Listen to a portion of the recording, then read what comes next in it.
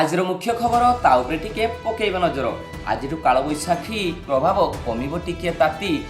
ମୋତେ ତ ଡର ଲାଗୁଛି କାହାର ବଖରା ଉଡ଼ିବ, କାହାର ଯେ ଥରିବ ଛାତି। ଜଳେଶ୍ୱରରେ ପୁଣି 270 ଲିଟର ମଦ ଜବତ। ମୋତେ ଲାଗୁଛି ଭାଇ ମଦ ବେପାରରେ ରହିଛି ବଡ଼ ବଡ଼ିଆ କାମକୁ ମାତ୍ର ଗ୍ରୀଷ୍ମ ମୁକାବିଲା।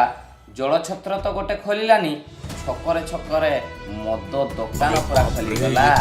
ଘରୋଇ ସ୍କୁଲକୁ ତାଗିଦ, ବହି ନାଁରେ ବେପାର ଚଳିବନି। ତମ ସ୍କୁଲରେ ତ ପାଠ ପଢ଼ା ହଉନି, ଗାର୍ଡିଆନ୍ ଯଦି ଆମ ସ୍କୁଲରେ ଛୁଆ ଛାଡ଼ିବେ ଆମେ ତାଙ୍କୁ ଟଙ୍କା ଲୁଟିବାରେ ଜମା ଢିଲା ଦବୁନି।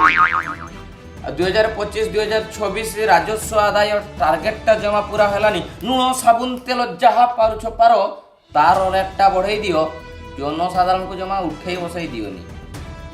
ଭଦ୍ରକରେ କମୁଛି ଭୂତଳ ଜଳସ୍ତର, ଟେନସନ୍ ନିଅନି ଭାଇମାନେ। ଛକରେ ଖୋଲାମଖୋଲା ଚାଲିବ ଆମର ମଦ ବେପାର।